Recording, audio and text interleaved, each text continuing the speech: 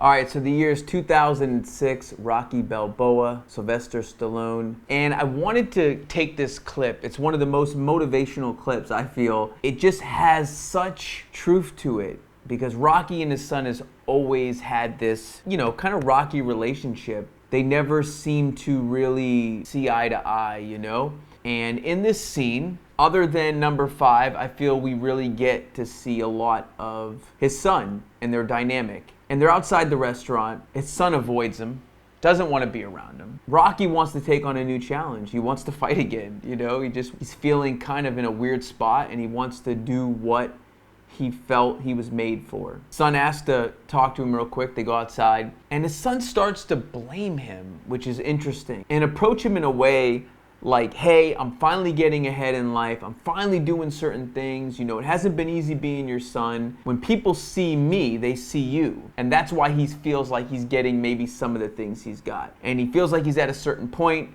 He feels like his dad's light has dimmed enough to where he can make his own way. And he starts to blame him for coming back in the limelight again and casting that out there to where people start associating him with his father again. And it's kind of sad to see. And Rocky goes into this monologue where he talks about when you were a baby and, you were going to be the greatest. I remember holding you in my hands. You used to fit my hands. You're not going to believe this, but me and your mother, and you just said you're going to be the greatest, the greatest kid. And he said, hey, you started to get out there, and then when things weren't going your way, like in life, you started wanting to blame somebody, like a big shadow, basically pointing at himself. And he makes the point of it's not how hard you can hit. It's about how hard you can get hit and keep moving forward. How much you can take and keep moving forward. And that's how winning is done. I think it's the greatest truth of all time. For me personally, in the last few years, I've gotten hit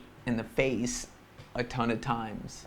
And sometimes you want to quit and you just want to go, I'm just going to throw up my hands and maybe stop chasing the things that I want to do or be a part of. But if you do that, are you really happy? For me, it's always been about new challenges, new things that excite me about life, when I wake up. When I wake up, I'm the most happiest when I have things to do. If I don't have things to do, I can drive myself crazy and I can drive people around me crazy because I'm just so bored, So given these challenges and realizing that it's about how much you can take in life, because it's not about what we can dish out.